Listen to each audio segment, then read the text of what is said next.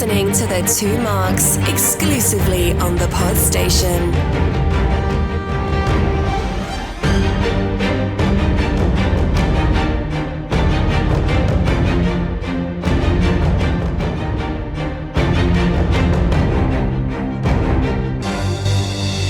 Welcome, listeners, to a new show brought to you by The Two Marks. This time we are embarking on a vicarious journey of discovery through the Marvel Cinematic Universe. Hold on to your hats as we follow one person's experiences watching all 26 movies in chronological order. This time we are reviewing Avengers Assemble. Welcome to the Marvel Marathon. Let me introduce my friend and co-host, Mr. Mark Pollard. Hi, mate. Hello. Still not got that right, have we?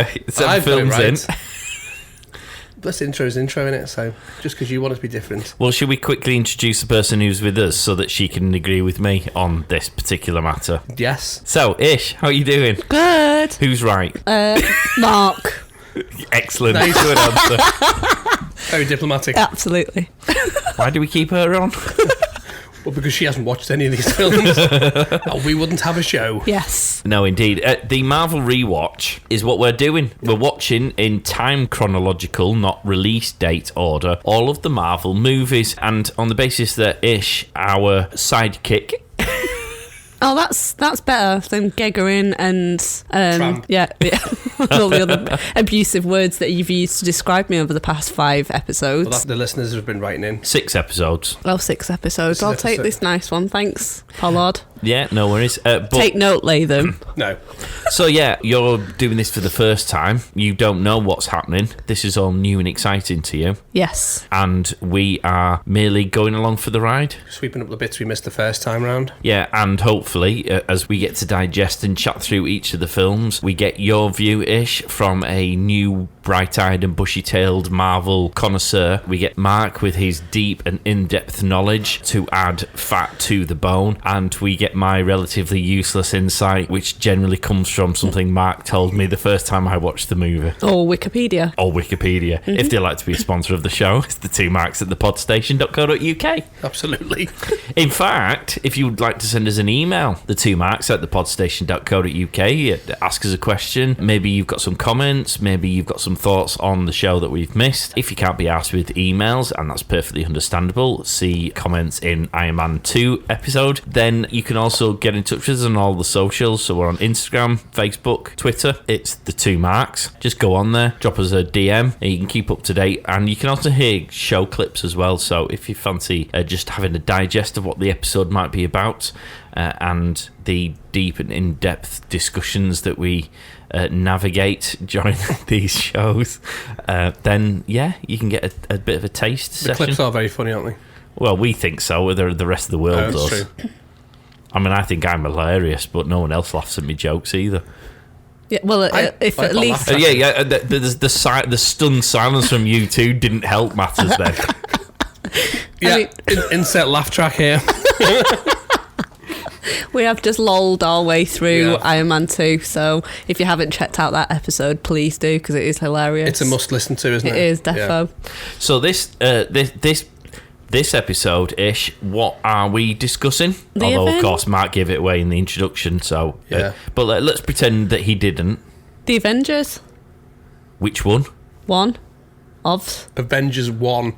Yeah. Were you working at Marvel at the time they were coming up with that idea? Why, what is it supposed to be? It's Avengers Assemble. Yeah, I've got an Easter egg about the reason why it's called Avengers Assemble. Alright, I missed that. I just got the Avengers bit and I was like, you missed ooh. the memo in Captain Marvel on old One Eye's Nick Fury's computer.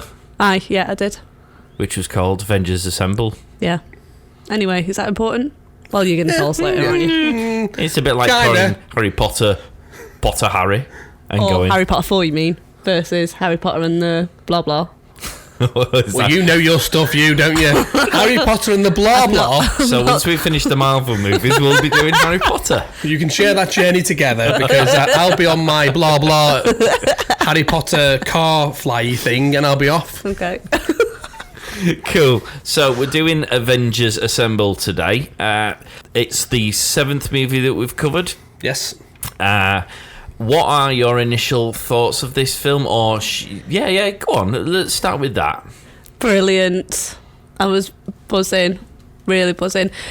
Why? Because... Well, good. You preempted the question. Why? Don't need us here. Because all of the characters come together. Yay. Do you know why it's called Avengers Assemble? Now I do, yeah. See, listeners, we get all the answers here. Insert clang. Yeah.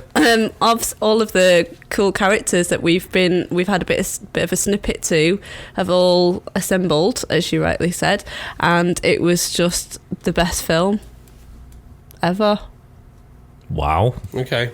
Yeah, loved it. I have actually watched it 4 times. What, in preparation for this, or just because you fancied and enjoyed it so much? I watched it first time to get the experience. I watched it second time to make notes, and then third and fourth time just to make sure I didn't miss anything. Like and the because I title. enjoyed it. Yeah, well, yeah, that So clearly went over four my head. times and you called it Avengers 1. Yeah. Yeah, we'll be going by my can- notes. And anyone Avengers who- the first. You can check my attention to detail and the things that I picked up during the course of the movie. You need and to watch see it whether or again. not- What did you think of this, Mr. Latham? With the wealth of experience of having seen all the films as they came out at the time they came out, this for me was a really exciting time because it was when you see them all come together, and it's quite nice of how they wove that together in the story.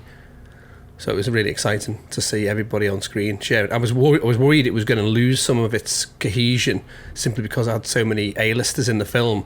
You think, okay, but obviously it's about 2.5 hour film, isn't it? Yeah. So for me, I was really excited when I heard it was coming together because I love crossovers, and this was like a shared universe. I love all that stuff. What about About you, you? Pollard? Oh, thank you. I he was does patient this, anyway. doesn't he? He's trained us Yeah, well, yeah, Latham. yeah. He's What about like, get his opinion Tell us quick quick. before he throws a padder. Well, he does this. He asks you, then he asks me, and then he goes, "You haven't asked me." I know. He just looks at us. I wait for you to go, oh, what about you, Mark? Well, and we allow you you won't just leave it and wait. Well, we expect that you're naturally just going to come after the two of us and go, "Well, I thought." Well, I'm not that impolite. You haven't been But to the Parkinson thanks for interview asking anyway. You're welcome. Well, I love this. I love this, watching it this time round for the millionth time. When I watched it the first time, my brain quite literally exploded into a billion pieces of gush. Because, like you say, the worry was that when they started putting everything in there, it was going to become just this jumbled mess and rushed and just hard work. And it wasn't. And it's an amazing film, made all the more amazing because of the crossovers, and then knowing that it's going off in more directions left you just desperate for more. This was as enjoyable this time round as it was the second, third, fourth, fifth. I wouldn't say the first time, because the first time I watched it was obviously just, oh my god, I need to go and watch this straight away. So yeah. Cool. Well, Thank you for obviously, that monosyllabic answer. yeah, I was going to say, control your enthusiasm for my opinions. I'm blown away. Where should we start then? Should we start at the beginning? What's Ishtar got on her notes? Well, I actually had a question about who talks in the opening scene about the Tesseract being found, because this was an open question that I didn't find the answer to. Is that something that you can share knowledge on, Mr. Latham? The voiceover. Yeah, so there's somebody was saying, not on Earth, that the Tesseract had been found on Earth and the humans were something or other. Isn't the Chitauri? It's the head of the Chitauri. Who are the Chitauri? They're an alien race. Okay. They couldn't wait. So for legal reasons at the time, they were going to use the Skrull, Okay. but they couldn't use the Skrull at the time for legal reasons. So they came up with the Chitauri. Okay. The Chitauri. Chitauri, because basically that then meant you had a pseudo villain. You had a second villain and then your main villain. Okay. So they purposely brought them in for that reason. Okay. Because they were really just a vehicle for Loki's shenanigans. Sorry, his cheeky shenanigans, as evil, is he? somebody once Not mentioned. evil at all. No. No, he's not a corporate overlord. No. Okay. Yeah. So that was my initial question in terms. I don't know of, the name of the person who did the voiceover, but I imagine it's been spoken about. The guy who's in charge, who you see early on into the film when Loki goes back. Yeah. I think he's the person doing the voiceover. And he then reports to To- who? the big boss. Are we saying that now? Or are we going testicle chins? Well, we can do because he's in the post credits. So Thanos. Yeah. Yeah, him. Wow. Testicle chin. Yeah. Yeah, that was a big scene, by the way, but we'll talk about it. But yeah, I was quite excited about that. Well, when Christ, it's our show. We'll do what we want. So let's talk about the post-credit one now. Because I didn't know who Thanos was at all when this post-credit thing. So I was like, oh, cool. I assume he's a new bad guy, but didn't really give any more excitement beyond that. And it was, I think, you and another friend who are familiar with the comic books who told me who Thanos was in the comics, which then made me think he was going to play more of a role going forward. And I suppose now it's been the post-credit spoilers, it's safe to say he does appear more, although you don't know in what form and what context. I wouldn't want to divulge more than that at this moment, because if you haven't watched beyond Avengers Assemble at the minute, it's something that's worth still experiencing yourself. But it's suffice to say he's a big bad. Yeah, he's the next level, isn't he, of where they introduce sort of the phase 2 sort of stuff. But he's the big bad in the comics. He's the Mad Titan. Actually, a little bit of a thing that's not a spoiler, particularly just in the comics. Star Fox. He's the brother of Star Fox, and Star Fox is an Eternal. And they're sort of beings, sort of powerful beings beyond what you would perhaps get with the likes of Thor. So Thor is pretty powerful, as we know. So imagine how powerful Thor is, and obviously Odin is more powerful than Thor. So the Mad Titan is on a level to the Eternals. And they're the Eternals more powerful than Odin. Yeah. Do you know what would be really good to have like a chart of I'm working on one for you. Okay, because that would be amazing I meant to to do see. it weeks ago, but I got sidetracked. So you got us little humanoids at the bottom, and then So you've got Thanos at the top and everything deviants. You've got the deviants that were created by the Celestials. Yeah. And the Celestials created the Eternals. Yeah. And then you got humans, Eternals, deviants. The deviants are the baddies, and the humans, obviously humans, and the Eternals are given the task to go to different planets around the billions of planets, and they can't interfere unless there's a deviant involved. And then what they do is they report back to the Eternals, and the Eternals then decide whether that civilization can live or not. And Thanos is actually a mixture of a deviant and an Eternal, isn't it?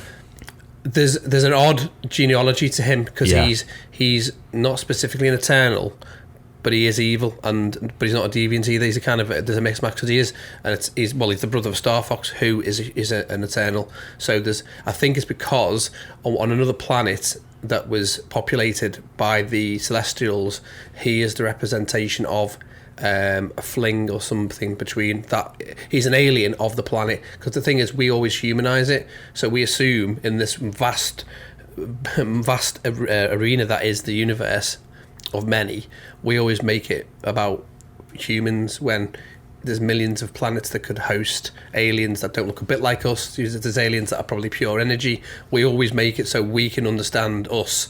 So every alien is like Star Trek, isn't it? Every planet they go to, they're all humanoids. That really probably wouldn't happen. With a different forehead. So they just go, right, what are you, Klingon, different ridges? But that wouldn't really happen, if we're being honest, because there's billions and billions of planets. So Thanos is probably a better example, although instead of putting it on his forehead, they just put it on his chin. Basically, we've talked about a guy getting facelifts yesterday, last time we're on. Yeah, he's basically what Senator. So it's a bit like Senator Stern's going to look in another 100 years. He's going to have hairy ball chins. Yeah. I was quite excited about the Thanos thing. I know I haven't seen Thanos before, but obviously I know about Thanos because my 4-year-old nephew always is Thanos. Okay. But I suppose we should move away from the post-credit bit, because we've obviously explained now who Thanos is and the fact that he's going to play a part, but as opposed to getting stuck too much into it, that's not the main feature of this film, is it? We've got the big bad in this film, which is Loki. And in fact, we start off this film with Loki up to his cheeky little shenanigans. Cheeky, innit? He's dead cheeky. Very cheeky as he comes through the portal. He does. And promptly blows something up. Well, it's where they keep all their secret projects, isn't it? Pegasus and Goliath, and those that you get to see. this underground shield layer. Yeah. But the most exciting part about this scene is, for me, the introduction of Hawkeye. Now, we see him in Thor, but he's not referred to as Hawkeye in Thor, and we don't really know anything about him, whereas at the beginning of this, it's, there's a geezer up there, he's supposed to be keeping watch, and he actually comes down and is called Hawkeye, and that's when we're like, nice one. Well, I obviously get excited because I love Hawkeye as a character, but he obviously he's subject to the Mind Stone. Hawkeye is a good character, and obviously, if you know him from the comics, he's one that's underplayed in the MCU. You know, as you sort of, you don't know much about him, do you? And you only see a first glimpse of him in Thor. But he's actually a decent character. But immediately you're introduced to him, he's overwhelmed by the Tesseract. Now, is the Tesseract an Infinity Stone? Yeah. We established that, and it's the Mind Stone, isn't it? Yeah, I think so. I believe so, yeah. Okay. Because it goes into the scepter, so when Loki taps people on the head, he essentially controls the mind, and he can do what he likes with them. And we also have Eric Selvig. Yes. Who's also subject to the old Mind Stoniness. Yeah, which we get a little bit of a glimpse of that, don't we, in terms of... He gets Mind Stoned. Thank you. Insert laugh track. In the end, Thank you. Can we use that laugh every time I tell a joke, please? Keep cut and paste. Is it the end credits of Thor? Yeah. So we see his character in the end credits of Thor as Loki's looking as a reflection of himself. Yeah. So we've already seen a bit of him in that, which is nice crossover in terms into this, because we already know the character. But he's the one who was looking into the seismic shifts when Thor's hammer had hit. And he was looking into that, wasn't he? And obviously the other character was working out about the 7 realms of Thor's world. And who's the character who appears with Nick Fury? This is the first time we meet her. What's her name? Maria Hill. Yeah, Maria Hill. Good spot. Because she does appear throughout the Marvel universe now as sort of Nick Fury's right hand person. Yeah. But she never really... She's a weird character, isn't she? Because she's there, but you never really... She's one of your secondary ones, isn't she? And I mean, again, I think it breaks it up, doesn't it? Because you have lots of main cast, and you need these little ones to break it up, because otherwise you've just got lots of... Well, you're paying the wage bill, aren't you? So you probably don't want everybody who's on 50 million each on set every day. So you get Maria Hill in, break it up a bit. I like her though. No, there's loads of nice characters in this. Yeah, I loved it. And also what it does do is expands the vastness of S.H.I.E.L.D. because up until then, you don't know that much other than Nick Fury. Really? You don't and know. Coulson. And now you know they own an enormous hole in the middle of a desert, which used to be a secret layer. So that's going to be cheap real estate. Yeah. But she's a really good character, and they all bounce off each other really well, as well as seems to be a lot of good chemistry. I think the beauty of this film is how quickly it moves on from one scene to another to introduce us to the next thing, without feeling like you're getting whiplash from being lurched from scene to scene. So we almost straight away after Loki takes the Tesseract, or rather takes his scepter and up Nofsky's with Eric and Hawkeye, we now jump straight away to Black Widow, Natasha Romanoff, who we've seen in Iron Man 2 at this point, but we haven't seen much of her as Black Widow. I mean, we obviously see her kick Happy's ass in the ring, which is a great happy ending, and we also then see her go proper Pete Tong at the end of Iron Man 2 when she's now no longer undercover. But we don't really see her as Black Widow as such, do we? No, and they've been very careful, haven't they, not to distract from the main... Each film that's been out hasn't spent a lot of time focusing on those. They've just been in the background, and then they've had the chance to emerge in this film naturally without feeling that you've kind of rushed into it. Because you recognise them, so you know them, you don't know them very well, and the difference between this and other comic-type films from a competitor, although I'm being shady, DC, basically haven't rushed it, so you go, oh yeah, I know her, I don't know who she is, but I know her, and then you get more information, and the same with all the others. And Hawkeye, each film has dropped a little bit of a breadcrumb of the next thing, and it's all leaded in really well. So when they've brought this together, the jigsaw's complete, and you don't feel you've lost any airtime to sub stories or subplots because they've been part of the main story and they've kind of just dipped in. I suppose I should have asked this of Hawkeye, but we'll start with Natasha. Ish. What did you think of her as a character? Because going back just 2 films ago, where we were talking about perhaps female characters, and in fact, in that film, Scarlett Johansson. Scarlett Johansson, thank you. Scarlett Johansson actually said that she wasn't happy with the role she had to play in that because she felt it was a very female. What's the word I'm looking for? She was an objective. Oh, the way she was portrayed. She was portrayed in a very objectified manner. But we sort of discussed it and felt, well, actually, she was just playing a role in order to infiltrate his inner circle. Yeah. 2 films on, it's again a very different role. This is probably more the Black Widow role that we're more familiar with. What do you think of her as a character? I love her. I think she's absolutely fabulous. And what you were saying, Latham, is pretty on point for me because we don't have a backstory of Black Widow or Hawkeye at this point, but they are giving us enough snippets as we go through this film to make it not really a big deal. So when her character is introduced and she's speaking Russian and she's, have that initial scene, that's enough for me to understand a little bit more about the fact that she is the Black Widow in terms of, making people say, I'm guessing men generally rather than women, share their deepest and darkest secrets for the benefit. And I like the whole scene. I'd have given me PIN number. Okay. I'd just gone, here's my PIN number. Before she even opened her mouth. Yeah. Yeah, I'm pretty sure. I would have handed a debit card to her and say, you'd be very disappointed. Clearly.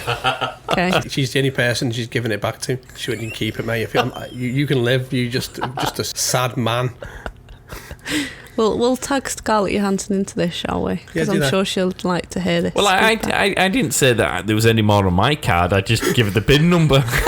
She can find that out afterwards. So she can put money in. But I think it's really, really cool how then Coulson, obviously after the whole underground network gets blasted, calls the assassins or the kidnappers and be like, put her on the phone, and she's like, I'm at work. That's brilliant. Yeah, absolutely brilliant. This is what humor. she does. She's a femme fatale. Yeah, and she's trained to kill people with. Literally, she was tied to a chair. Yeah. Tied to a chair with someone handing her the phone, and she still managed to get out of the chair, do some flippies, which is brilliant. A big spready in the air. Yeah. And basically batter, was it 4 people? But it's guns? The laissez-faire way she does it that makes her so cool. Yeah. It's like, and then she never grabs her breaks heels into at the any end. sweet. I know, and it's brilliant. And she's in a miniskirt. So you could argue, is she being objectified? But no, because that's what she does. Yeah. She infiltrates people.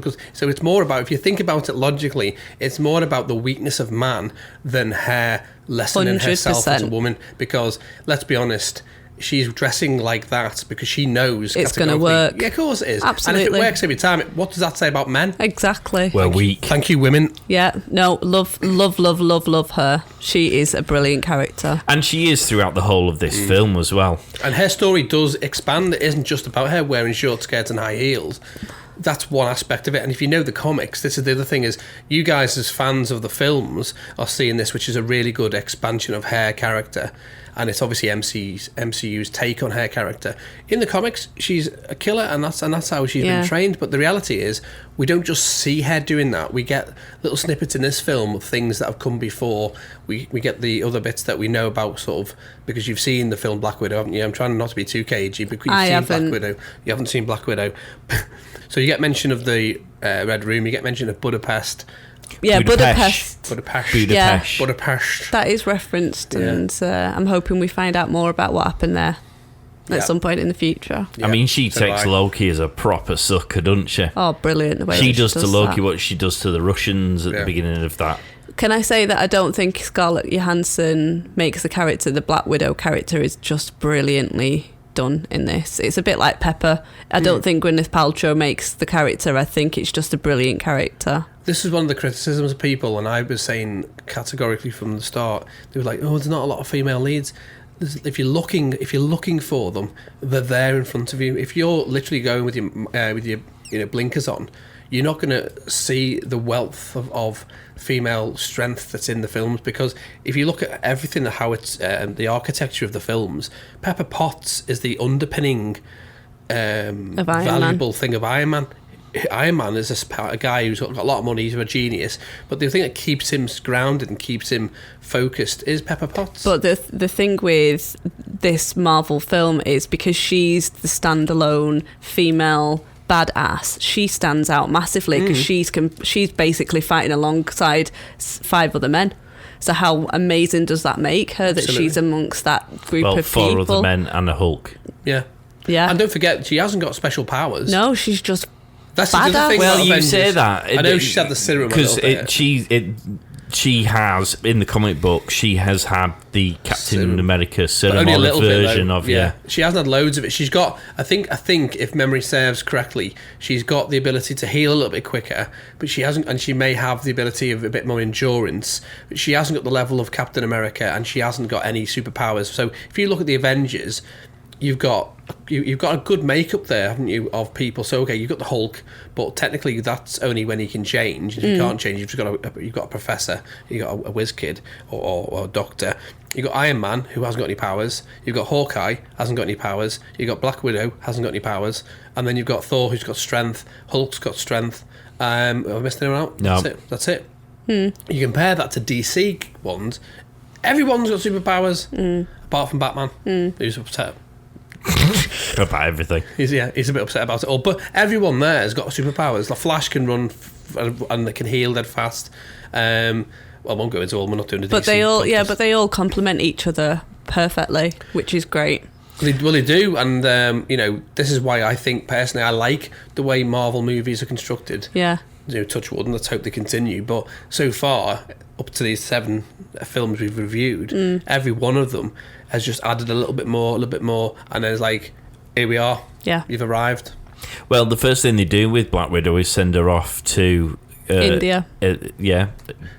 Sign up Hulk for the team. Because she's got that bond with him, hasn't she? Or shall I say, the real Hulk to the team. Yes. Because we've had to expose ourselves to Hulk 1. Well, I think you've exposed yourselves, haven't you?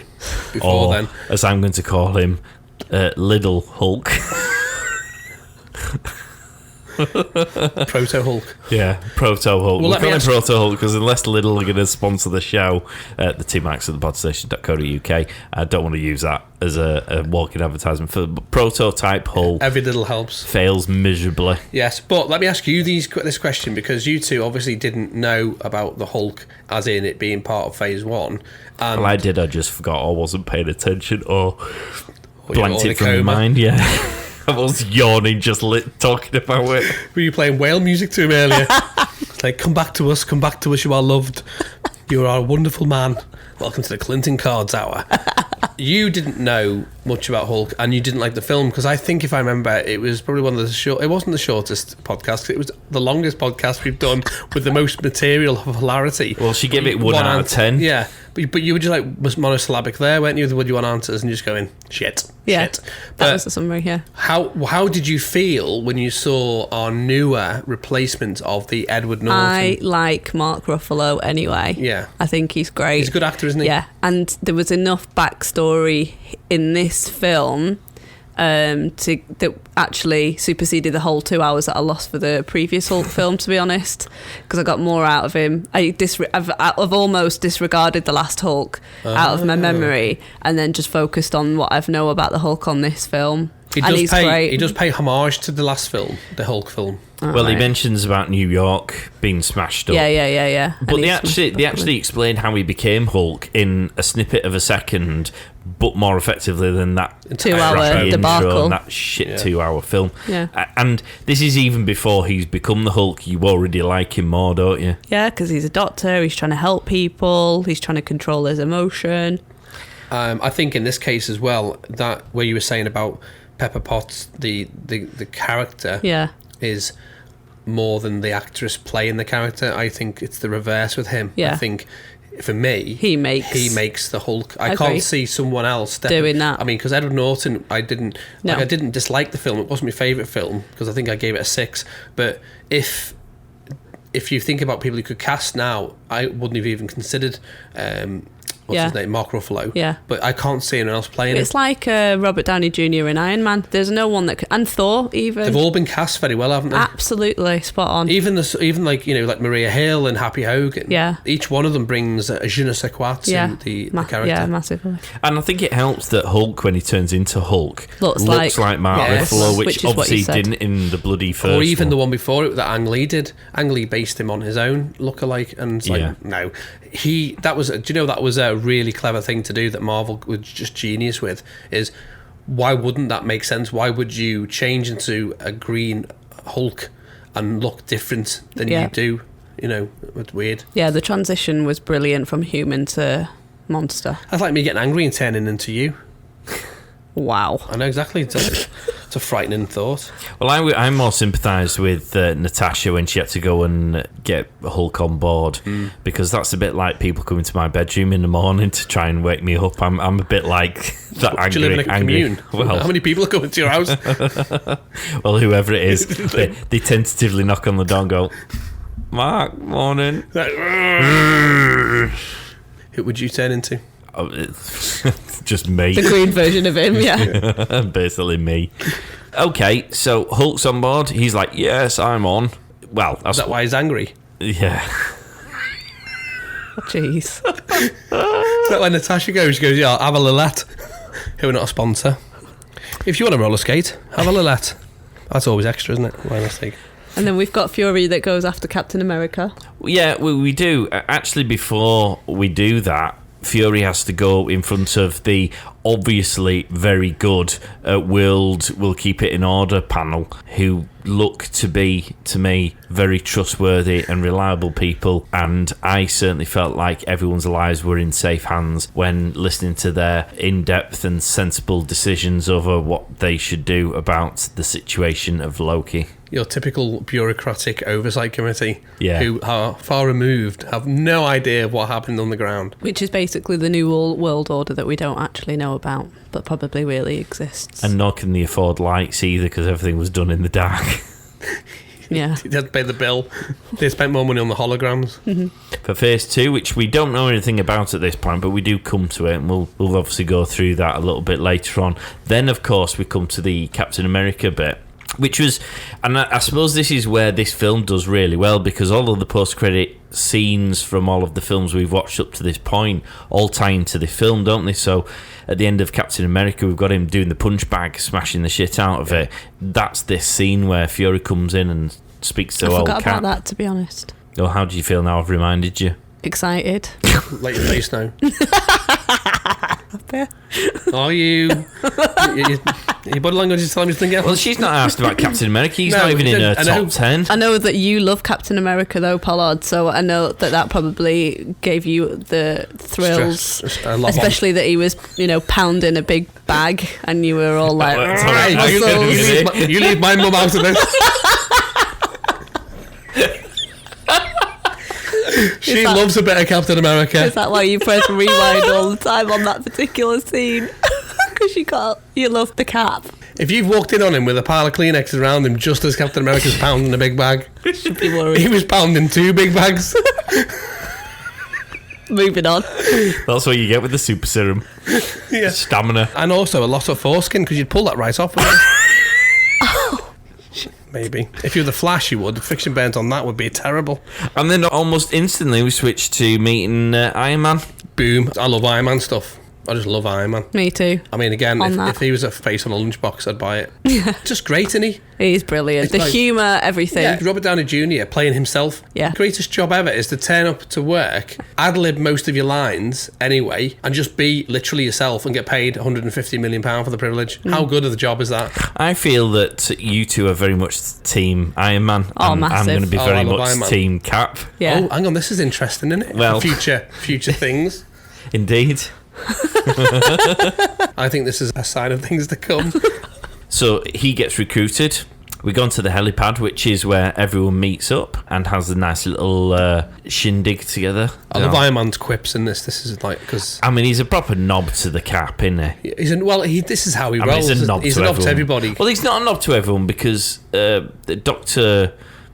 bromance. No. What's Bruce Banner. Banner. They have a bit of a bromance that's easily identifiable because technically he's a genius and he's dealing with someone who is also a genius. Yeah, well, he sees him on a similar. No, Yeah. I won't say equal because I don't think he thinks anyone's on his No, level. the ego, but yeah. he perceives him as being worthy of respect, whereas Cap gets absolutely nada, don't you think? Yeah. Ish. Yeah. They call him You the don't give a shit, do you? Not about Captain America. Quite frankly, Iron Man can say whatever he wants. Doesn't he call him the capsicle or something? Yeah. I love the quips he has. I mean, yeah. That's Look why at I you love laughing. him. You're such a knobhead. We are so gonna fall out over this. I love Captain America because he's humorous. I don't find that with with Iron Man. Oh, I don't find it we'll with keep that in the Captain edit. America. Captain America is just the good boy, but he's not funny. You've either got to be a baddie or be really funny to get in my good Cap books. throws in some proper one-liners. He's not overtly funny. No, Not he's like not. Iron Man. But he has got a wicked sense of humour. Some of the if you listen back to the films and see some of the things he does and listen to some of the things he says, it's actually drenched with humour and I think sarcasm. he's got a dry sense of humour, hasn't he? But I think some of his lines are more. He's very he's, as you've mentioned when we did the review of Captain America, he is very superhero of his time and the propaganda-esque type. But thing. he's very self-deprecating with that, I think. I think he knows his weaknesses, he knows where he's coming from, but I also think he's aware of himself having had the super serum and puts himself as the pious, I'm going to be Right. all-American guy, whereas Iron Man is kind of a bit flighty, arrogant, egotistical, all those things, Yeah. and knows that probably Captain could smack him in the face, but he would then just outbrain him. Yeah. And I think that's where his ego comes in. Captain America is a good story because it's not redemption, but it's just him who's been weak and now Underdog. become strong. Yeah, that's it, the underdog story,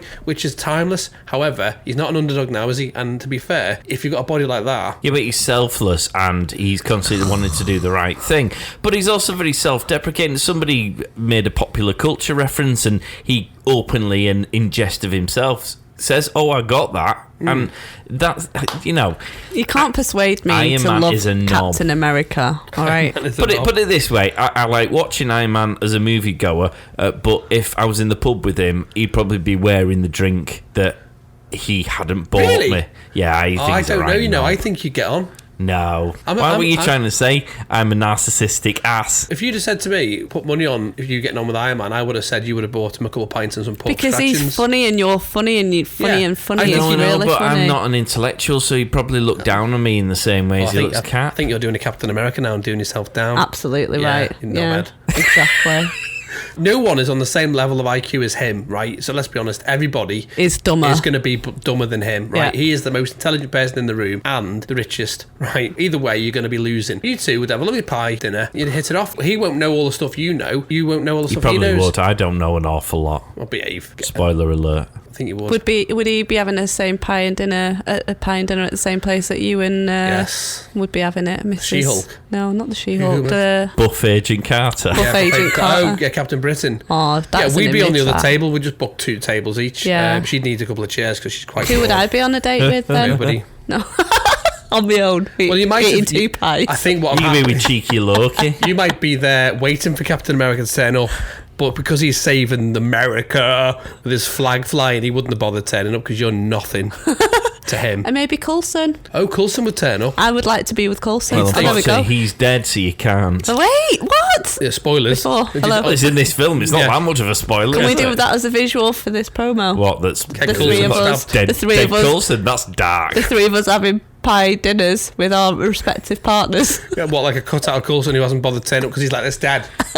With just blood pouring from his Yeah, up. that arterial It would spray. be prior to that. I think he would turn up, right? He'd get the prawn cocktail starter. Hugh Coulson. Yeah. I think Coulson will go cheap. He's one of those people who'd look at the menu at the prices to go for something Okay. that won't be offensive. Bread Whereas roll. Iron Man would just walk in, and if he knew you were paying, he'd just go expensive one. Page 1. Yeah. But I think Coulson would turn up for a start and go, I've got to go now. Nick Fury's after me. Yeah. And leave you. Well, I'll be having the lols. I- Who am I? I'm yeah. bathing. I'm bathing my mum tonight. I can't stay too long. Yeah, in Echo mode. Oh, Lord. But- Those No, but he- corns won't remove themselves. Yeah, I'm doing it with my teeth. Hey. But me and Captain Britain will be having a lovely time, regaling him with my jokes and stuff. Which Arm is wrestling. yeah. Well, that'll last a couple of seconds. She'll have broken my wrist, and that'd be ruining me. I said, you owe me for that. But You'll have to do it for 6 to 8 weeks. yeah, you'll have a good time, won't you, with Iron Man? I think you'd be laughing. I would be hearing you having lols. What do the audience think? We should put a poll out. Put Pollard poll and see what people think. I think you and Iron Man get on. Ditto. Because, let's be honest, everybody in that group of the Avengers aren't on any level, the level of genius he is. And they do get on a little bit. There's that kind of jokey around camaraderie stuff. I think you'd have the lols, mate. You'd probably stay for dessert and a latte afterwards. Absolutely. You won't be. You'll be on your own crying I would. into a bowl of vanilla. Ice cream. Yes. Well, speaking of vanilla... Wait, can we talk about the shield vessel? Yeah, the And how was helipad thing. The How helicarrier. awesome. The helicarrier. Is that what it's called? Yeah. What a brilliant contraption. Contraption. Not made in the 1640s. I got bought the helicarrier. What, a real size one? The Lego version. It wasn't a cheap item, right? And Yeah. due to, for legal reasons, I can't give names, of falling out, it's in their garage. I never got the gift. Oh. Yeah. Okay, we say it's Sorry, yeah. cool, right? They switch on the cloaking device, which, as I understand it, is just lots of cameras that have Make it computer invisible. screens Yeah. that reflect what's above, below to make it invisible. Yeah. Why do we accept that that is a great thing when I saw the same thing on James Bond's Aston Martin? Or was it his Aston Martin? I can't remember what. Was it his Jag? The Jag, the green Pierce one. Brosnan one Yeah. when he was in Ice World. Yeah. And thought it was the world's shittest and most unrealistic invention ever. The best version of that is have you seen the remake of The Invisible Man? Yeah, To that type of technology they use for the suit, yeah. which is a better version of the James Bond one, because that was a bit diabolical. Do we accept it's a more realistic potential technology now? Is that why Yeah. we sort of go, yeah, that's fine. Well, no, because that's cool. what the US government are working on, is being able to use refractive mirrors to cloak yourself. Okay. And I got Star Trek vibes for the interior of that ship, by the way. On the bridge? Starship, yeah. I mean, it's got a Enterprise little thing. bit, but I mean, as soon as you start putting huge screens on any type of vessel, it looks a bit Star Trek-y, because just simply that's your reference, isn't And it? the fact that they had all the labs I thought and it was all the more stuff. Star Warsy. It was more the Death Star, wasn't it? It's a bigger space. I think the area they're covering is far bigger than the bridge of the Enterprise. Yeah, it's more Death Yeah, Star. for sure. Because arguably you could say Battlestar Galactica as well. But I did like Tony Stark trying to ask how Fury Fury does see looks the at all of the screens. on the left. That's why we love Iron Man. All right. He gets away with these things, you see, because essentially Nick Fury could literally throw him off the helicarrier, and he's like, well, I've got a suit that flies, so I'm bothered. Yeah. We then, Hawkeye gives a shopping list to Loki, who then goes off to Germany and continues his cheeky shenanigans a little bit more. That was a bit sick, though, when he scanned the eye. Did he still fall into the cheeky category at this? It gave me the neck pain thing again. Oh, did it? Right. It returned for this Did it? particular scene, yeah. Because he didn't need to rip his eyeball out, did he? Shit, that was not good. He had the power to be able to just get that guy and physically force him to do Like a what Mission was Impossible necessary. kind of easy way out, but no, Loki just jabs that shit into his eye. Oh, I used to it's have mad. nightmares of people pulling my eyes out and being able to then put the hand in the hole. On the I socket. pull out bags of blood, and I could always smell it as well. It was some horribly vivid, weird dreams. Any psychologist, please, the 2 marks at the pod station. Nothing down for you, is there? Go for a pie dinner with a psychologist. I mean, yeah, eyes are kind of the weakest part, aren't they? Really, because you can just gouge them. Yeah. So I don't know. That was a bit much, wasn't it? Yeah, But it I don't was. know whether that's to show how far he will go. Because you and I are going, he's cheeky. It's like, that's a little bit more cheeky. And what was the material that they were stealing? So they needed it was like a conductor in order to harness the power from the Tesseract to open up the portal. Is basically what it was. And why did the Germans have it?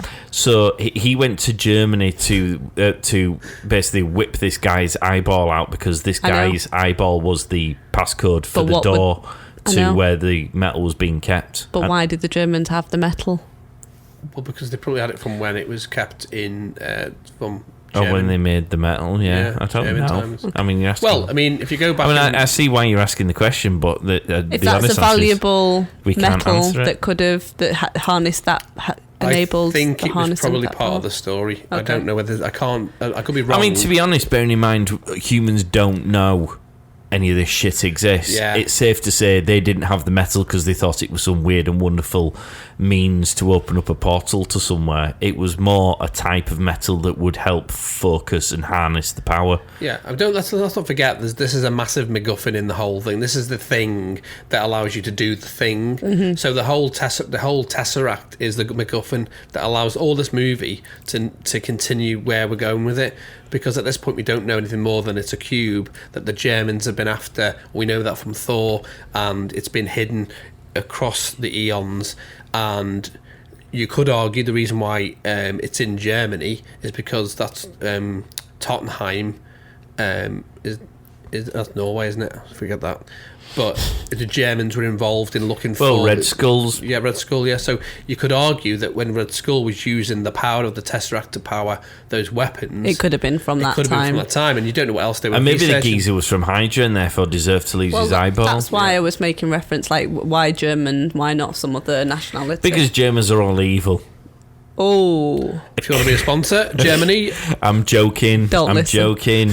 But I suppose that's what they're sort of implying, Well, isn't technically, it? English people end up being more villains, don't Well, they? they are now, but it was traditionally Germans and Russians, Yeah. wasn't Yeah. it? And Chinese. And now we've gone a bit more PC. Just blame the it's just English. blame the British, because generally most countries do think we're a gang of arseholes. But we are great villains. We are. Yeah. Well, great, yeah, Okay. because we're British. That's Yeah. why we've dominated the world all Yeah. these times Best- and just generally upset everyone. And Best colonial cause times carnage. ever. Yeah. And then, obviously, everybody Hawkeye and Black Widow come to capture him at the end. No. What? What do you mean after Well, he's at this taken the point, eye? in Germany, Hawkeye goes He to walks get the out. metal. But Yeah, Hawkeye goes to get the metal. Oh, yeah. It's Black Widow and who? Widow. I'll tell you what, your notes are shit. And Captain you watched this America. 4 times. Captain America. I'm getting confused. What were Relax. you watching? Captain America. You weren't watching something about She was self-assembly. watching. She was watching Avengers 1. There's your problem. You were watching the one with the Beep guy. off. Right, I tell you what you were watching. You were watching the Avengers, the 1960s series with the guy with the bowler hat, Yeah. with the umbrella. Whose show No, is then this? Sean Connery one. Oz. Gosh. You made that forgot. That was on the intro as well, along with the title. The 2 marks present. Rewatch. So Hawkeye went and got the metal. Got it. I meant and Captain America. Bloody hell. and Iron Man and Black Widow. Go And was there anyone else in that first one? I think it was them No. 3, No, wasn't just it? those because they have a bit of a to Yeah. do, don't they? Again, Then they get him on the plane, and then Thor lands on the plane. Oh, Coulson's there as well because he asks Cap to sign his card, doesn't he? Yeah. Oh, his baseball card. Or Yeah. yeah. Yeah. Thor arriving was quite exciting. What do we think about? Because he arrives with his kind of hammer doing a propeller type thing, and Yeah. I don't think he needs to do that. Is that how he flies? He does that? Well, not really. He uses it to propel himself, Yeah. right? I don't know. It's a bit like Billy, the Wait, I like- cartoons where they have to do it before they speed off. Yeah. Look, Speedy I like- Gonzales Yeah, used he to do goes- it before yeah. he went. We know, like your legs are just moving in Yeah, yeah. situ. Yeah. Roadrunner. I like how Yeah. you did your arm movement there. This is a great scene, by the way. The one where Thor comes in and him and Iron Man start having a proper little Barney. And particularly because he's having a chat with Loki. And let me tell you this. And then boom.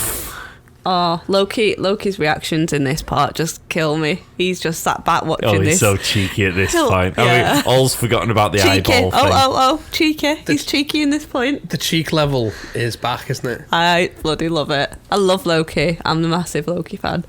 Yeah, it was funny. The whole kicking their ass and then Captain America just dropping by and be like, I think that's enough. But I think that shows his strength and, not to go all Captain America on you both, but doesn't this show his strength and power of the shield when both Thor and Iron Man are properly trying to shoot living daylights out of each other with all their might? Is this in the woods? And Cap comes in and goes, yeah, and puts them both on their ass. Well, he does, but Because he's the best. I've got a little thing I've put in my additional information here, and I've put during the fight scene with Thor, Captain America, and Iron Man. After the explosion, you see that super shockwave that like drops trees, and it looks like they're blown for miles. In the next scene, they're literally sitting next to each other. Yeah. I was thinking, true. hang on a minute, did you get blown away for 5 miles, or did you go and fall on the floor? I thought with the amount of energy that was released with the Captain America's shield thing, because doesn't he punch the shield? He does. And that there's the shockwave from Iron Man punching the shield. Isn't and then it his Is it hammer? Thor, yeah. It's Thor's hammer. Thor's hammer and the shield hit each other. Yeah. Is that right? Yeah. So the shockwave just drops trees, and then next minute they sit next to each other. Put it this way: Captain America wins the Thor 3-way. Does he? Totally. No. Andy's the first one to go. Have you finished now? Come on, let's go get Loki. So it's like basically your dad. Yeah. Yeah, but a cool dad that's just won the fight. Cool dad who's got Tony Stark's design shield. Well, it wasn't Tony Stark. Yeah, later. Whoa, hang on a minute. It's not Tony Stark's design shield. It's the Howard shield Stark. that Howard Stark designed. It's Tony's dad. Yeah, my mistake. A Stark indeed, though. A Stark property. Yeah. Yeah, but a Stark, it's not So Tony, you take your Captain America. So Captain America's gift from the Stark family is what? Well, Tony's suit is powered also by his dad's technology. I know, but we're not talking about his dad. Well, we are. We're basically criticising Cap for having a shield that was made by Howard Stark, and yet we're not allowed to critique Iron Man, whose suit is powered by the energy design constructed by Howard Stark. Oh my god. Although technically it was the... Because Tony Stark's invention nearly fucking killed him and made him have to drink green/black for your benefit-ish. Drink juice. Drink juice. See- I love in the drink juice. Well, yeah, but ultimately, Tony Stark's still a genius. Captain America's still a lovely man. Well, if suddenly he said, I want my shield back, it's no longer gifted to you, what's he got? You won that argument. Now, massive pecs and biceps. No, lay them And out. ironically, And also, no, I'm not getting involved in this argument because I can't properly argue it because we can't talk about the future. So okay, but who also came up with the Dirty super serum? tricks. Lathan Well, wins. take Iron Man away from take Iron Man's suit off him. What does he say? He's fucked. But what does Captain America say to him? Shit, can I say this now? No. Put your suit on. Yeah, What in was one this of the, yeah, in one of the early drafts of the script, that's what the writers put him in. Put your suit on. Oh, you've left your fly undone. So that's the thing he does say. I don't think I can say it because it's in a If future it's in the movie. future, yeah, no. Cock. Well, that's not what they He said. doesn't say that was an earlier draft. But basically, if you think about it, he has got the super strength. But basically, he's got a shield that is made because you can argue Wakanda is a result. So really, he's not even Howard Stark, is it? Because Howard Stark negotiated getting some vibranium, and that's Wakanda. Thanks, you've just argued mine, but I appreciate that. I've mate. argued your point. you've How did you argued just my talk point. yourself out of winning that Well, he argument? didn't talk himself I don't out. know, He just I think made I just a continue a to work. perfectly To work. cogent Just kept argument. talking. Let's just agree that We'll get- Lathan won. It was a perfect. We'll edit out the last part. Whatever. We'll come back to this because I'm sure there'll be another thing that revisits. I'm sure there will be. Anyway. Okay, we're back on board the helipad, and Yes. this. Well, we mentioned it earlier, didn't we? Natasha giving Loki a bit of a run for his money, and Loki, who loves the sound of his own voice, is just singing like a canary. When he's in the cell. Yeah. Yeah, I mean, that cell obviously was... well, she said, doesn't she, about the cell being designed for someone more powerful than you, which is basically Hulk, isn't it? Now, is it at this? Am I correct in remembering that there was a gas being pumped into the ship at this point? Or there was a gas that was making them all angsty and angry at one another. No, it wasn't it the Mind Stone from the scepter. It was the Mind Stone, Yeah. was it? Yeah, I knew it was something that was. It was setting them warping off again, because Yeah, they have a big row in the science lab, don't they? yeah, they Are do. you impressed that I knew the answer to that? Yeah, that was good. No, I am impressed. Was that on the fourth watch? That was on the third watch. And reconfirmed on the fourth watch. Okay. For your information. But of course, the Uncover Phase 2, which you mentioned again earlier, which is you give a government weapons, and what are they going to do? Make more weapons. Yeah. Bad. Yeah. Okay. Insightful. Yeah. There we Moving go. on. Got a lot of notes on that one. Well, it was inevitable that was going to happen, but obviously he justifies it, as every government in the world would. Well, at some what's I point. say? Absolute power corrupts absolutely. Yeah. So. There you go. Fortunately, whilst they're all bickering and bitching at one another, the heli doodah isn't attacked by Hawkeye Yeah. and his band of merry men. Yeah. Can I ask a question? Why you seem to be running the notes on this? Why are we not? I know, yeah, well, we're going to say, This is yeah. the second recording in a row where you've taken the note. This is your rewatch, not his. Yeah, it's quite right. And you've probably watched it more than he has. Know fuck all about it. We'll continue down the line. No, I'm actually really impressed because he normally has on the back of a postage stamp. And I haven't gone to the scenes like that anyway. So okay, well, let's go. No. I like his format. Yeah, I which like I'm your impressed format. with, I'm overly do impressed with it because I've never had that before. I will do your format next time. You're spoiling me on this. It's only taken several years to achieve this. But no, I like the format because you're running it in chronological order, aren't you? Well, yeah. Roughly, yeah. That's the full extent of my notes. I will do it like that because there are some scenes maybe that I would have picked up on that you didn't. Well, what are those then? But I can't remember. Well, we can't go back. So, can you remember any? No. I've got the Eye of Agamotto, so I can tell you. Yeah. Oh, I look lights up. You'll have to post a picture on the old socials. Yeah. Wearing it with my big cloak. Yeah. Oh, so I might have a cloak actually. Oh, there you go. My wizardry cloak. Yeah. Check out social media for the picture in the next few weeks. I'll get that sorted. Okay, cool. I'll get right on that. All right, back on it. So what chronologically we're up to date? Why were you? Where are we with your? No, we were up to where Hawkeye attacks the helicarrier to free Loki. Yeah, which is a badass scene anyway because they all start coming on, but it's a really sad scene, isn't it? Why is it? Tell everyone. Because Coulson died. I know. When I you must have asked me about 12 times, is he really dead? I know, I was like, yeah. I did. I really did. I was like, please tell me this is one of the things where he just magically wakes up at the end of it. And he was like, no. Dude, the guy's dead. Dead. My heart broke. I cried a little bit inside for this because I love Coulson and I thought he was going to be there forever. And it was done by who? Loki. Now, is that cheeky Loki or the other Loki? Cheeky Loki. I just chose when I do my rankings later to just disregard the fact that he did this. Disregard the extreme badness. Yeah, the eyeball and the murder, cold-blooded murder of a perfectly nice man with no superpowers. Yeah, I have disregarded that part for the purposes of my ranking, but yeah, it's pretty wonderful. Maniacal even. That's amazing. I mean, to be fair, I did also agree that I think he's quite a cheeky chappy, but I also am well aware that he wouldn't hesitate to kill anyone or to achieve. That's why he's a badass baddie, though. He's up there in the villains. Yeah, I mean, bloody love him for that. He is a good. He knows what he needs to get done, and he does what he needs to do to get it done. At this point, he is by a country mile the best baddie in the MCU. Massive. We're not allowing. Are we allowed? Because you've seen Loki. Are we not? No. But even without having ridiculous.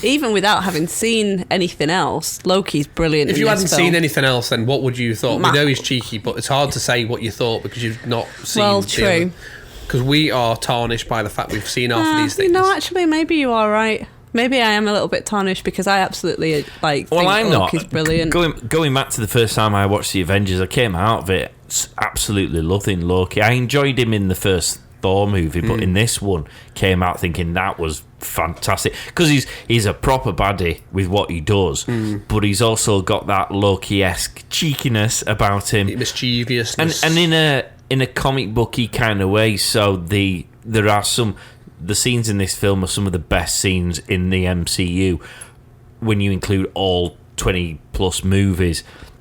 The one where Hulk starts throwing around like handbag. That's brilliant. Is amazing. Hilarious. That's Loki at his prime. He's standing there. He is this evil, dictatorial ruler wannabe, and then just gets slammed like a bitch and is left in a crumpled mess, making a very cartoony, comic booky, wheezy noise. Yeah, it's like the Roadrunner type thing, isn't it? Coyote. I mean, even that though has an Iron Man thing where Tony Stark says we've got a Hulk, and then he just gets battered, doesn't he, all over the show, and then he just goes at the end. I mean, he's one of the top villains in the MCU.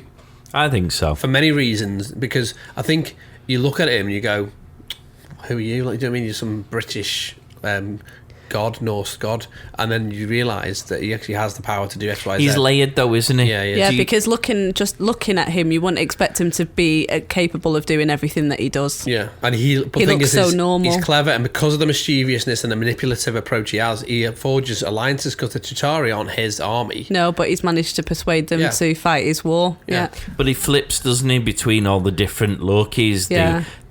evil, maniacal one, the cheeky, chappy, mischievous one, even the one that's got a bit more, dare I use the word, but humanity to him. Yeah. He kind of flips, and because he's a complex character with those things, that makes him that really good baddie. Yeah. I think he's whatever gets him out of a tight situation. And him, he could call him a sociopath. He's probably what's known as a dark triad, but he has all those elements that he's not psychopathic. He's more sociopathic. He's got a pathology to him, but different to the Joker. Not the Joker of the film. Yeah.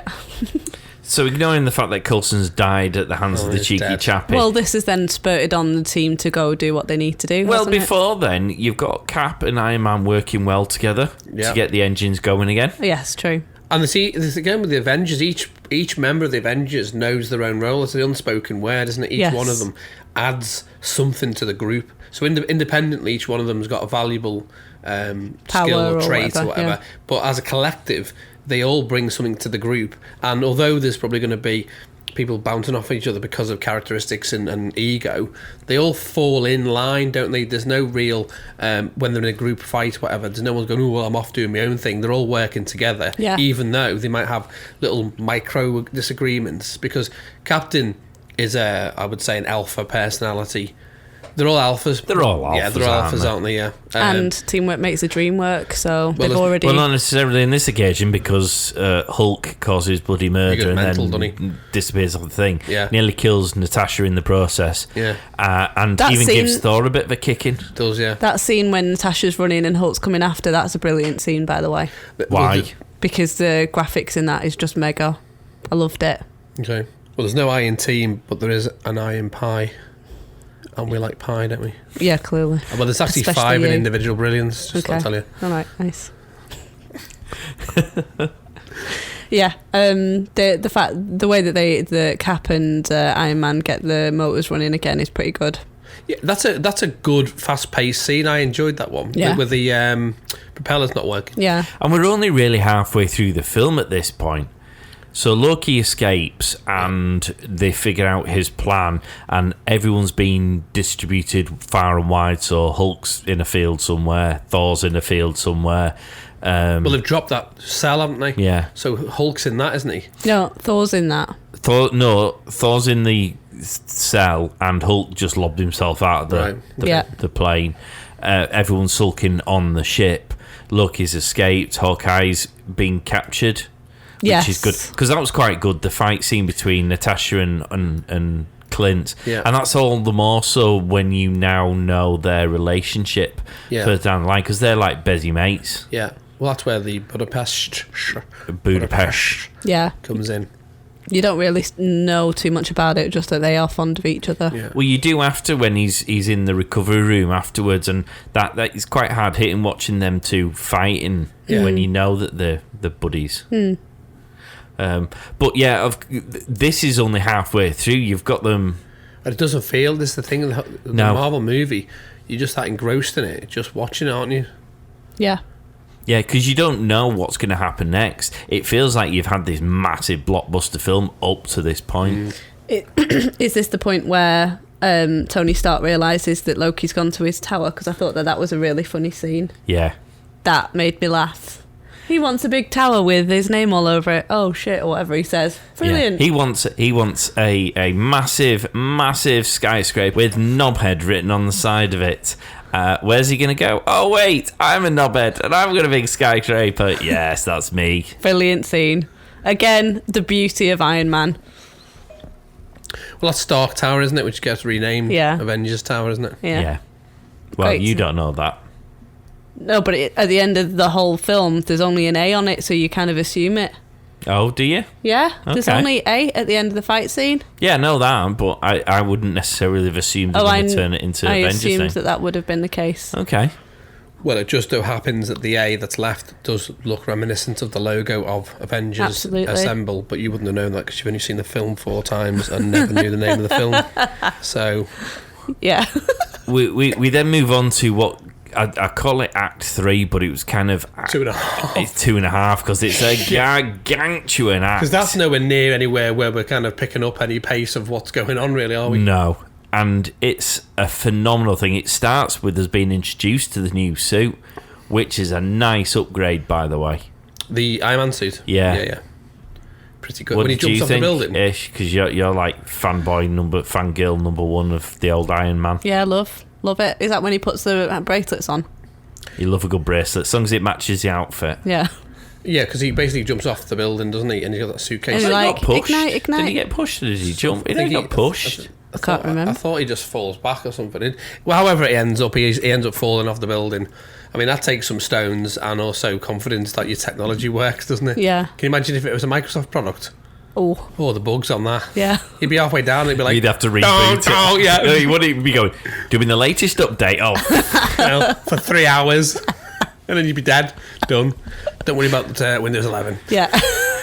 But no, I mean, I thought it was pretty impressive because it's the first time you see sort of an ancillary deposit of where his suit comes from, because he has that massive...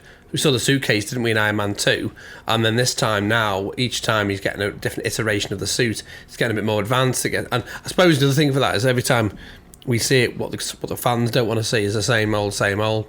That's it, let's be honest. The only reason... well, they don't want him sitting on a bench pulling on the Iron Man boot, which he has to take off. He has to take off because he's got too thick of socks on. Yeah. Oh, and then you have to do your shoelaces up. It's like, I'll be there in a minute, don't worry. And then he forgets that he could have probably done with an extra layer to stop these nipples rubbing on the inside, so he has to take it all off again to put it all back on.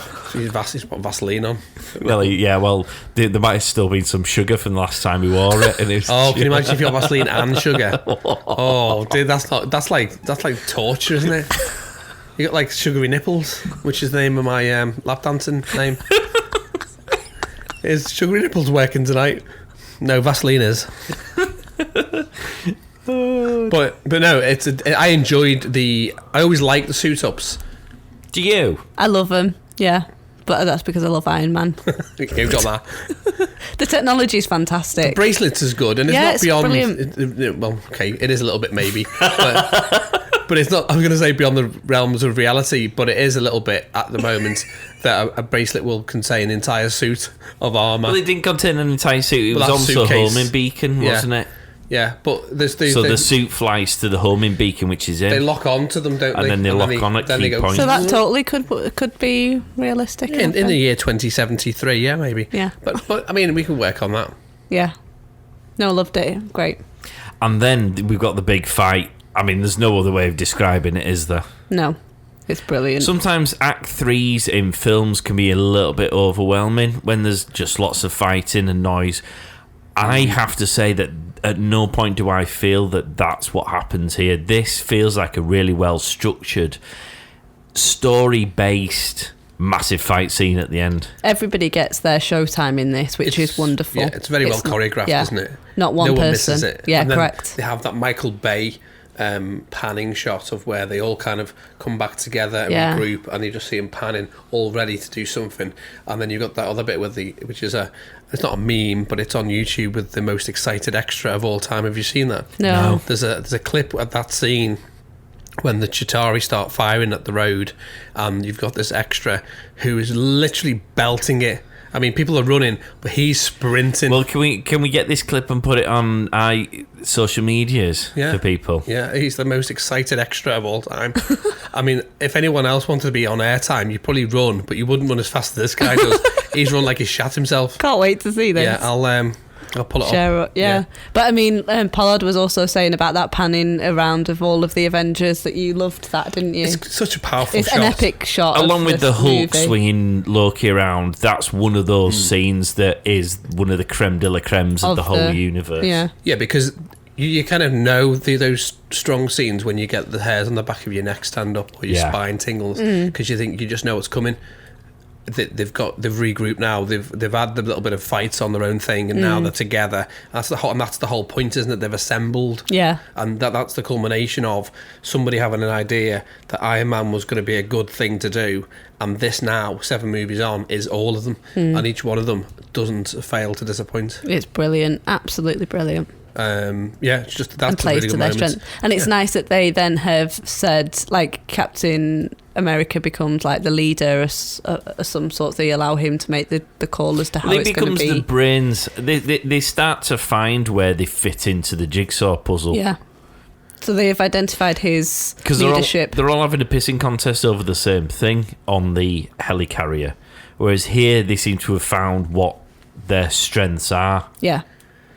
So you've got Cap, who's obviously trained as the army and is highly intelligent, but trained for that specific reason, is able to fire out commands and come up with strategies and plans very quickly and efficiently.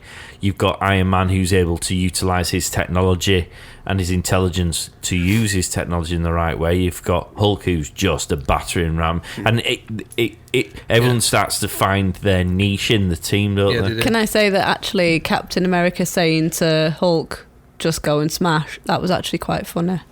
When he was handing out everybody's to-do lists. Well, the other thing is, if you think about it, the thing with Captain America is, which we haven't touched upon, is his experience and knowledge is quantitative because he's over 100 years old. Right. So if you think... Well, he's been asleep for a lot of that period. Well, most people have as well. People who run countries have been asleep behind the wheel, but... just sit on the mobile phone all day. Yeah, but you are right, he's been on ice, but he's got all of the knowledge of what he has in the 40s, and then what he's experienced with waking up now, when Nick Fury got him and everyone else, and he's obviously been learning what he can in between. So he's got all that knowledge, and I suppose think about it in terms of forget the knowledge, just on his age. The respectful thing when I was a kid is you look up to your elders. Spot and on. he's technically the oldest in the group. I know, but he looks the youngest and he's buff as fuck. Well, that's Oil of Olay, who are not a sponsor. Or Cavonia. Cavonia. They'd like to be a sponsor too. Yeah, bought enough of it over the last few weeks. Yeah, or anyone who does lozenges. So maybe that's why. And also, if you're an egotist, Iron Man would go, you know what, mate? I don't want the responsibility. I'll just go. Just because all Iron Man would do is go, I'll solve the problem because I'll just make another suit. Yeah. And I'll buy the company that's being a knobhead. Let's not go back to this Iron Man is king thing. Iron Man is he's king. He's not a king, he just he does things differently. He's an alpha characteristic that's he allows Captain America to run it because he's thinking, I can't be arsed, I've got a business to run. Exactly. I'll just make, because he basically he funds everything to do with the Avengers. But everyone's got their own Hawkeye's on the top of the building, spotting people, firing his funky weapons. Black Widow's just doing whatever she wants to do because she's just jumping around and kicking ass and killing it. Everyone's doing a thing that's best suited to their skill sets, and that's nice. Plus, it's all backed up by that wicked theme tune. I mean, the Avengers theme tune is just amazing. Yeah, it's good.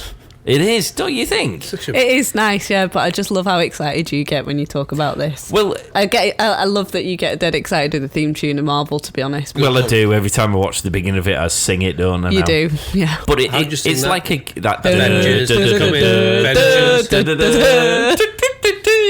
at the top of his voice, like. But it's like a cake, isn't it, with its layers? So that scene with the Avengers, you've got the camera panning round, you've got the shit going on in the background, you've got the stars of the show all now together as a fighting unit, as a team. Then you got this tune blaring, and it's no wonder the hairs on the back of your neck are sticking up. Yeah, I thought the Avengers tune was dun dun dun dun dun dun dun. Whatever you're saying, I agree that I think that music is really, really dramatic and powerful, and also buys into more of the characters, because you know when that music's playing, shit's about to get real. You know, on Star Wars, music is one of these things that everyone, like Michael Myers with Halloween, you know when that piano starts playing, something's going to go wrong. And the same with the Imperial March. Certain music conjures a thought, emotional feeling. Correct. So all they're doing is tapping into all of the emotions of any fanboy or girl and going, here we go, here's the Avengers coming. Well, this is what makes Marvel so amazing. The soundtrack to every single movie has been absolutely epic. You cannot fault it. The CGI has slowly got better and better. In this film, it was definitely better than it has been in previous films. Yeah.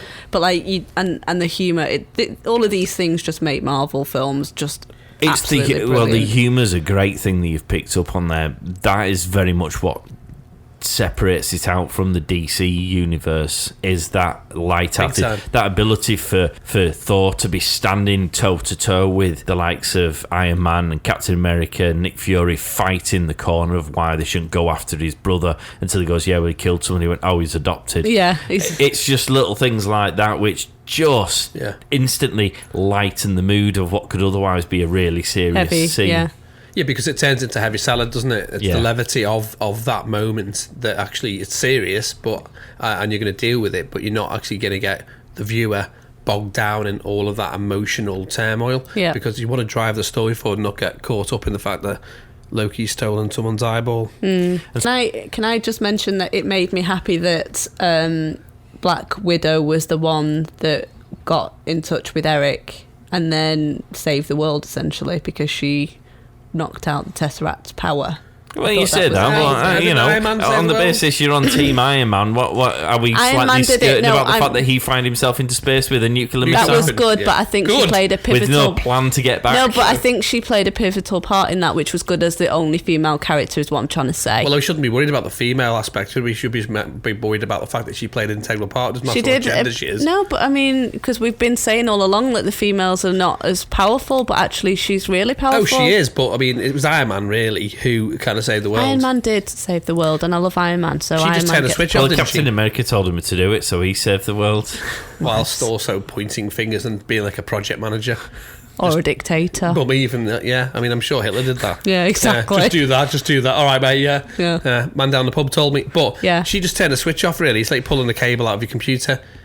What ifs? It was still the thing that closed She the did. thing. She used the scepter. It wasn't even a scepter. It was just one she found on the floor. She stole it and threw it at something. Whereas Iron Man's physically got a nuclear warhead. He's basically humping. He's humping. He is, he's humping. He's riding a rocket, right, that could destroy New York. Let's get this into perspective, right?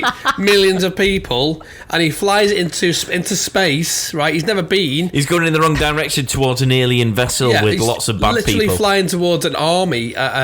Because he's arrogant and confident enough that he's going to be able to do it. Well, that's he didn't what know he's how he was all going to about. get back. His suit is failing, right? But that's happened before in Iron Man 1 or 2, where he's gone all the way up and he's like, oh shit, that was he fell back down to Earth. There was no gravity in space. Yeah, but then he's rectified that, hasn't he, on the second So therefore, but the point is, though, when he was testing it in the test subjects you're talking about in Iron Man 1, he ruined his wonderful cars doing that, but he's only fallen from the equivalent of falling off the roof here. He isn't falling from bloody space. And also, when he's in space, the suit he's got isn't space designed, which is obviously you don't know what happens next, but the suit he's got isn't made for space. So he's just floating around. He hasn't got any thrusters, so he's just been doing this. Yeah, but he didn't die, so it doesn't matter. Even his Wii holder's not working. His Wii holder stopped working. Jarvis is going, I can't have a Wii now. Too much liquid. Yeah, that's what he says. Overload. No, but he doesn't die. fish. He doesn't die, so it doesn't matter. Yeah, but spoilers, it doesn't matter. She's just turned the 50p in the meter right, off. He's fine. saved the world. I love Iron Man anyway, so we'll just... Right, Captain America's just pointing fingers and going, get that done, lad. Well, have you got anything else on your notes? I've done my notes. I'm ready to move on to the next bit, so it's more a case of what you have on your notes that we haven't touched upon. No, that's pretty much it. Oh, it's good to have you. I'm glad you're doing all the heavy lifting. Doing all the lifting. I mean, let's go back to the thing you opened with. You've seen this 4 times.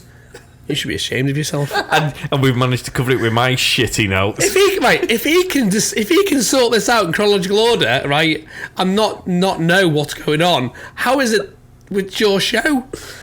It's not my show, it's your show. I see what you're doing now. Okay. Using your... Because I just said whose show and you said it's our show. Your show. We just let you be involved. Exactly. Well, let's move on to the favourite bit anyway, which is the rankings bit. Wait, what about his Easter eggs? Well, because of you... Well, So let's move on to my second favourite bit, which is the Easter eggs.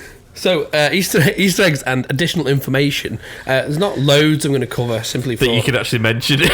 Well, there's some that I had and I can't mention them, which was them. So what I had in the additional information was I'd worked out the teams across the whole thing, but then I realised the only one I can tell you is this one, which you already know. So as time goes on, this will become surplus to requirement because you'll already know the teams because you'll have watched those films. But what I did have for you is the Avengers Legacy dates back to 1,000,000 years BC, when Odin, and interestingly enough, Agamotto, which is the gift you got me of the Eye of Agamotto, Phoenix, along with the early versions of Black Panther, Ghost Rider, Iron Fist, and Starbrand, they united to form a team against the renegade Celestial known as Fallen. And then later, Nick Fury assembled a team of Avengers to take down the Third Reich. And then in the comics, during the Heroic Age, Iron Man, Thor, Ant-Man and the Wasp made their debuts as superheroes, and they answered a call, and we mentioned it on the Hulk podcast, to help Vic Jones, the Hulk's friend, and they helped the Hulk.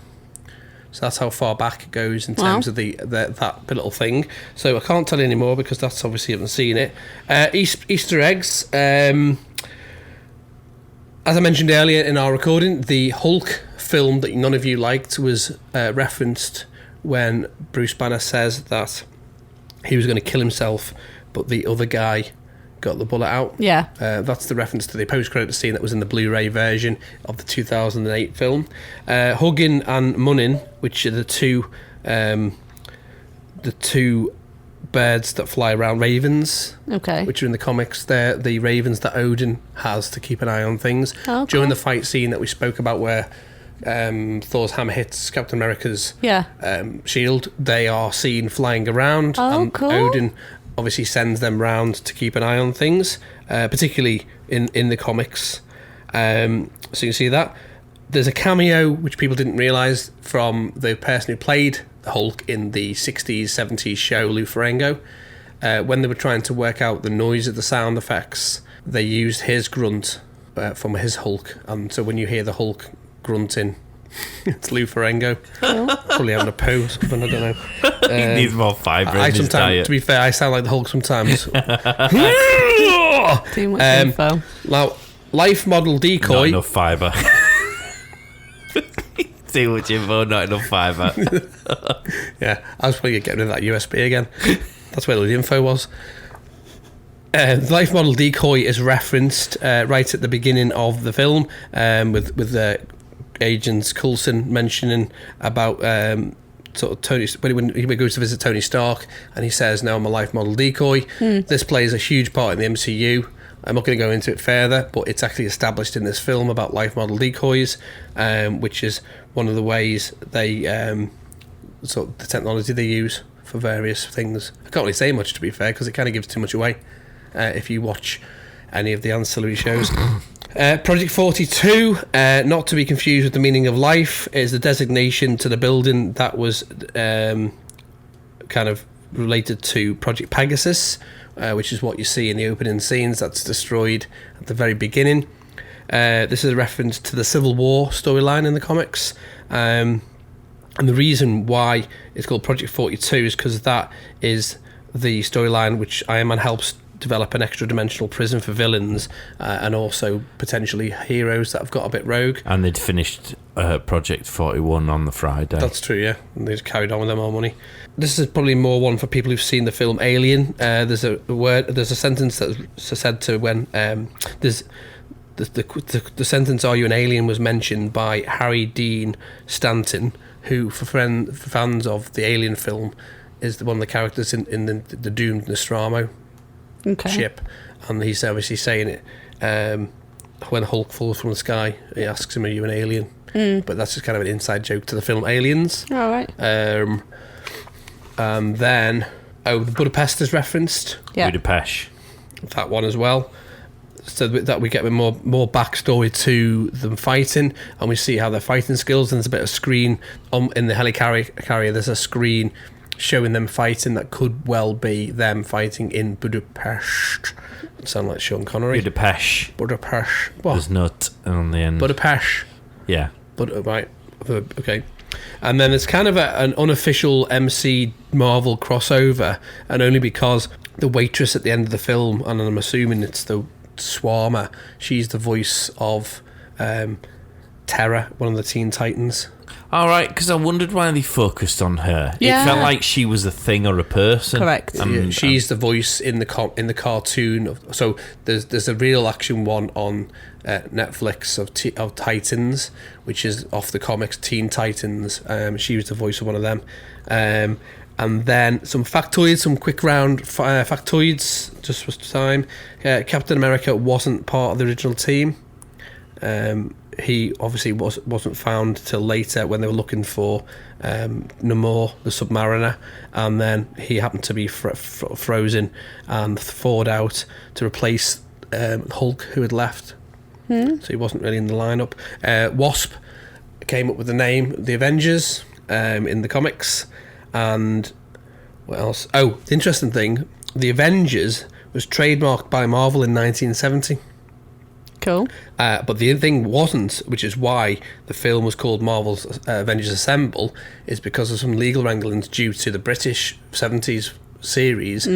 They'd already trademarked the Avengers, so when the film came out in the UK, they weren't allowed to use that, so they called it the Avengers Assemble, which actually is better. And because it was that other film, wasn't there, with Sean Connery, in where there was the... Was it? no, that's right. Well, that was the film Avengers? of... That was the film of that popular TV show. Yeah. So that was what that was. It didn't do very well, unfortunately. No. It was a bit naff. Well, thank you very much for those, sir. Now my favourite part of the show, which is our ranking. So, each episode, what we do is we have an opportunity to mark the score out of 10 and put it into ranking order as against all the films we've seen up to this point. What we also get to do is rank our top 10 favourite Marvel characters. Now, we can move our characters around within that top 10 whenever they're in the film that we've just watched. Now, obviously, because everyone was in this particular film, we can have a right good spring clean of the old top 10. Who wants to go first this time? Because why don't you go first? Shall I go first this time? Okay. So, prior to this, my rankings was Iron Man was number 1 with 9 out of 10, Captain America 8 out of 10, Thor 8 out of 10, Iron Man 2 8 out of 10, going a bit consistent, a bit boring, Captain Marvel 7, and then finally the fake Hulk 4 out of 10. I'm going to give Avengers Assemble 10 out of 10, and it goes in at number 1. Okay. Wow. Now, I know Lathan will be going, no, you can't say 10 out of 10 because you've got nowhere to go. But actually, you can, because this is a perfect movie as far as I'm concerned. Okay. It has everything in it. It has action, it has comedy, it has emotional gravitas, it's nicely paced, it's exciting, and it tees everything up to move on to the next stage. There is nothing I don't like about this film, and I still love watching it as much now as I did when I first saw it. So this goes in as my number 1, and by a clear margin, even though it's only 1 mark better than Iron Man. Wow, cool. So with that in mind, should we go to you now, Ish? Yeah. Go on. Fine. What are my rankings? Just remind everybody. You've got, at the moment, you've got Iron Man 9 out of 10, Iron Man 2 8 out of 10, Thor 7 out of 10, Cap America 7 out of 10, Captain Marvel 6, and Hulk 1 out of 10. Okay. I'll say you were very sensibly marking it there. Okay. Excellent movie, primarily because everything that I've been watching so far comes together, and that was all like mega. I am giving this 9 out of 10, and it's going above Iron Man.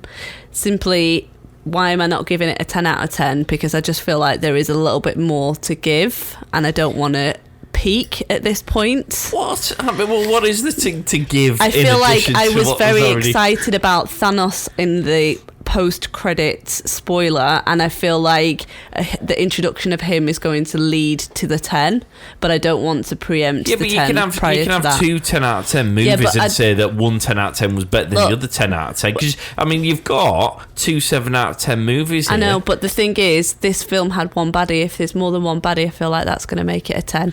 There was loads of baddies. The Chitauri were baddies. They weren't in it for long was enough. A baddie. No, he wasn't really a baddie. He was consumed Thanos by was the a baddie. thing. Thanos is a baddie, but he was in it for 2 minutes. Anyway, it's my ranking.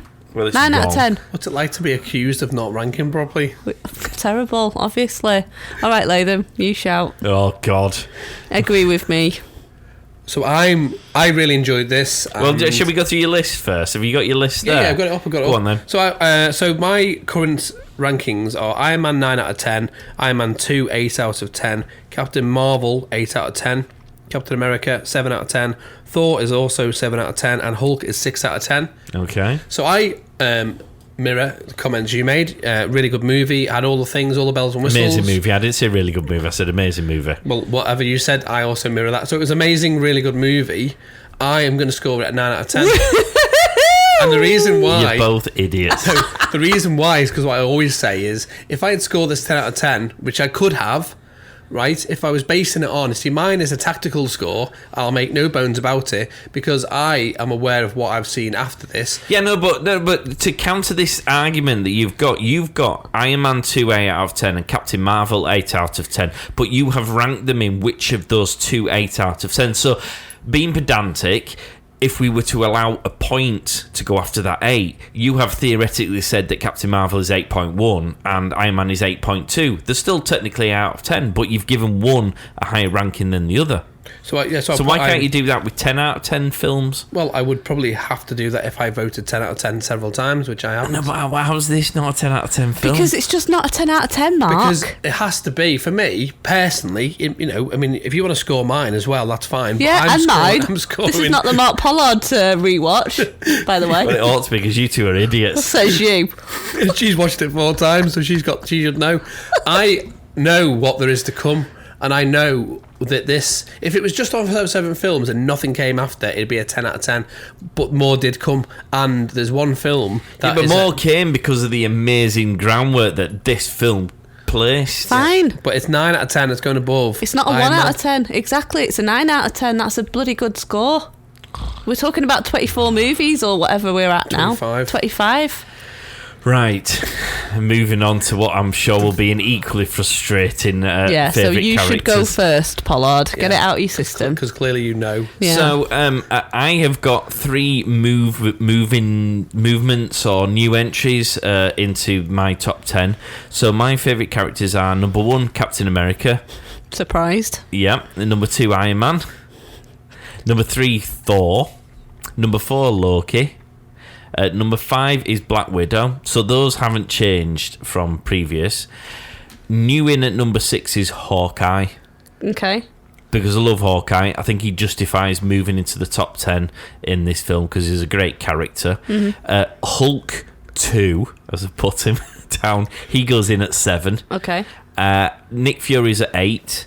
Agent Coulson has moved up a few places back into the top 10 at 9. And then Justin Hammer is clinging on at 10, but I'm sure he'll drop out at some point when we get another new cool character. Wow. So those are my newbies.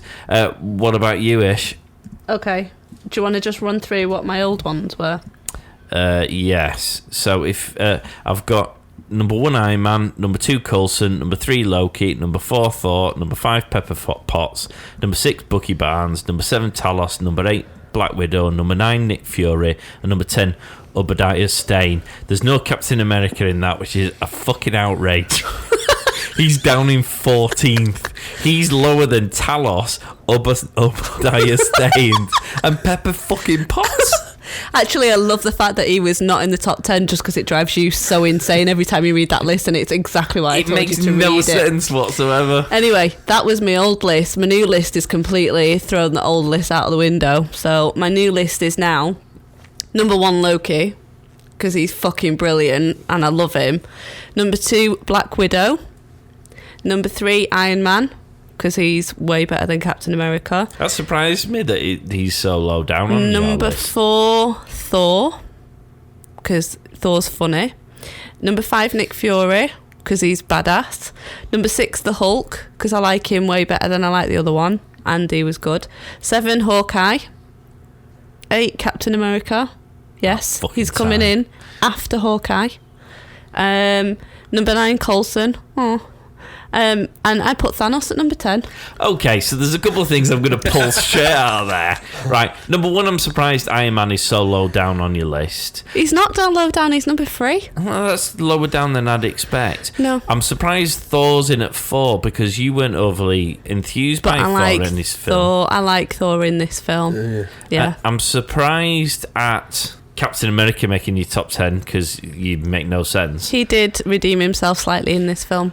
Thanos, I think it's an outrage he's in because we've seen like 0.2 of a second of the guy. Latham, how can he be in your top 10? Wait, no. Latham, let me pick you up on who did you put in your top 10 that was in it for 2 seconds last time? But I take the same issue with Ronan. Ronan, exactly.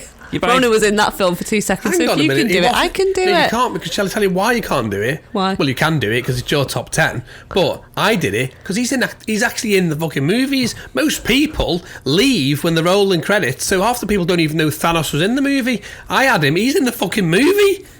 Yeah, but I did watch the post-credits, so that's why he is. Okay, but he's not in the movie. Right, he's but in the Iron end Man, of the movie. Wait. No, Iron Man. Easy, woman. Hello.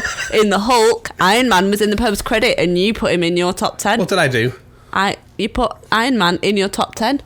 When? In the Hulk, you cheeky sod.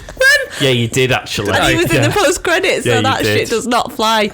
Thanos is staying at number 10, and I'm very excited about it. I think that's an outrage. The other thing that surprises me is Coulson's in at 9 because you ain't got no... That is your final pitch of Coulson because Coulson cannot move any higher than 9th now. I know, but he's dead. going to be jibbed out of the list because we've still got X amount of films to go, but I wanted him to be in the top 10 because I want to recognise that he was one of my faves. I'm sure his family will be made up. Yeah, I'm sure. He was 9th favourite. Yeah, at this point in the series. So Which means that in about 3 films' time, he's going to be deleted from when phase existence. 2 starts, it doesn't he'll be matter. gone. There will be imprints that he was at this point, like as Bucky was I'll get at my some plaque point, made. number 1 in my list. Anyway, sod you all because I like my list. You see, I've seen your previous list and Coulson was underneath Thor.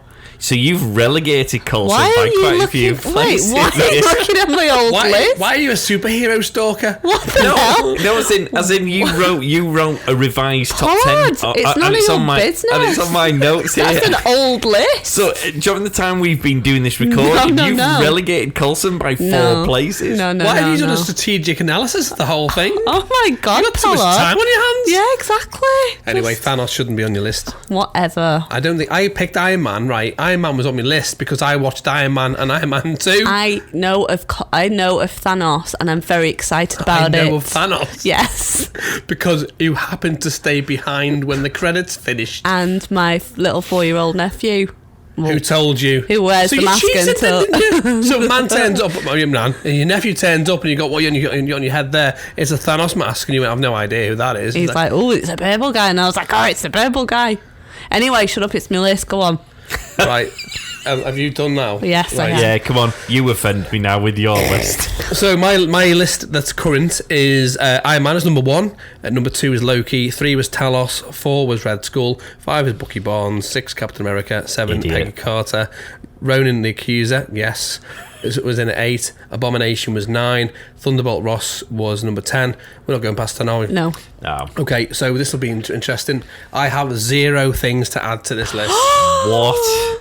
Thank you. So you're not adding Black Widow to No. that list? So you're saying that Bucky Barnes is a better character than Black Widow? Yeah. Fuck off. How? Why? I just like Come him. on. I like his arm.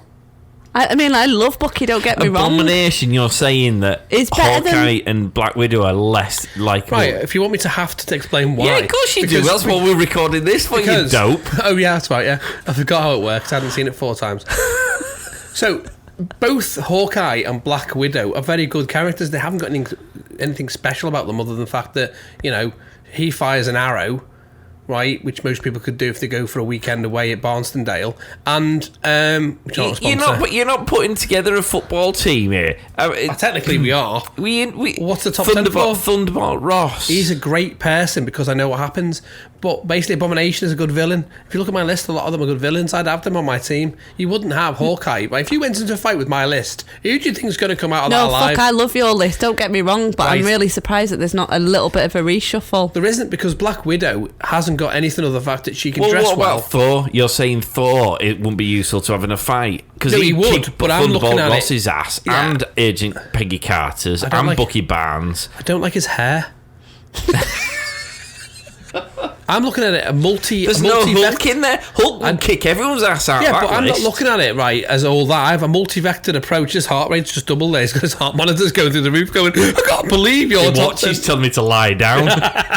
Hulk, isn't one of my favourite characters historically, so he's never going to be high up on my list. Yes, I can appreciate him as a character in the films and appreciate how he is, but for me, the ones I've chosen are the ones I like. I mean, let's peek under the skirt a little bit, because at 11 you've got Whiplash, 12 you've got Pepper Potts, 13 you've got Nick Fury, and 14 you've got Happy Hogan. Yeah, because I know Pepper, because I'm looking at this, I'm future-proofing some of these. Some of these are tactical votes. Right, wait, I have to just ask you the question now, Pollard.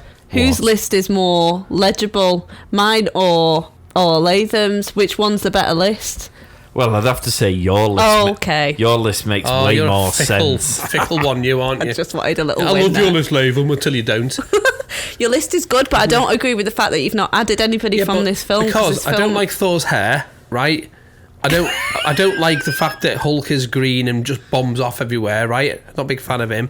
And the ones I've chosen, Thanos doesn't even appear in the movie, so I'm not going to pick someone else who's just in it for 2 seconds. Well, on the basis that you've come up with, given that you've come up with such stupid answers, I'm now going to side with Ish about the fact that Rodin wasn't in the film for more than a fraction of a second. He was in longer than bloody Thanos was. Not by much. He turns up in the scene in the spaceship where he's on for he does a 2 lot of seconds. stuff. He does a lot of stuff. No, he does not. Doesn't. He's integral. He's integral. As is Thanos, by the way. Yeah, but what I'm saying is he's in the film. You're just picking it. I mean, not being funny.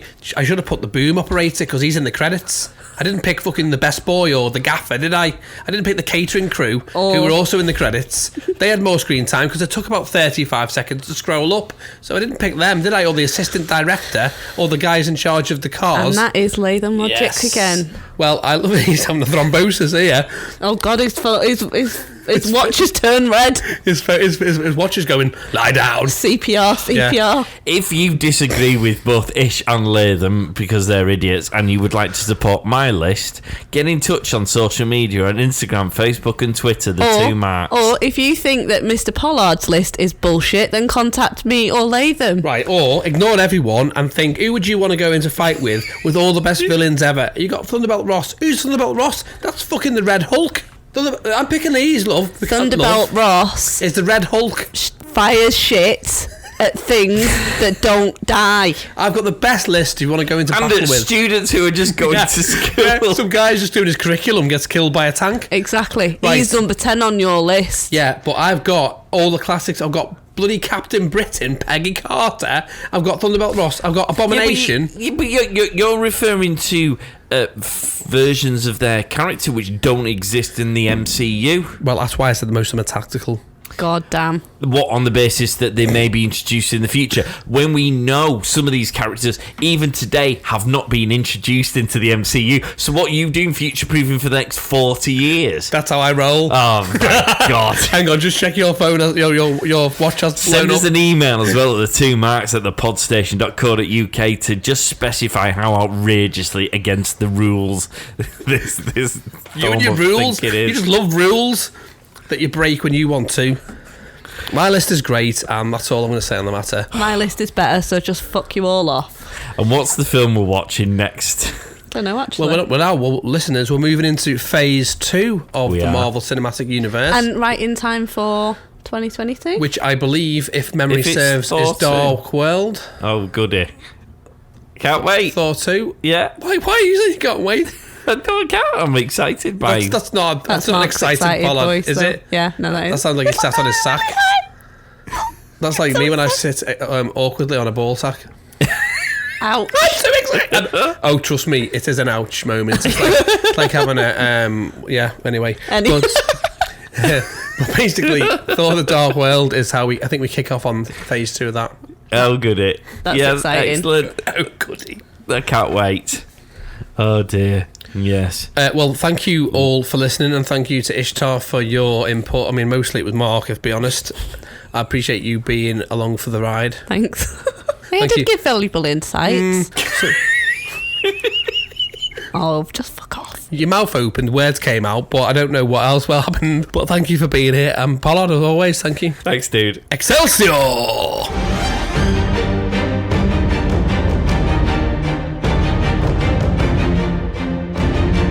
Get social at the Two Marks on Facebook, Twitter, and Instagram. Also check them out on YouTube.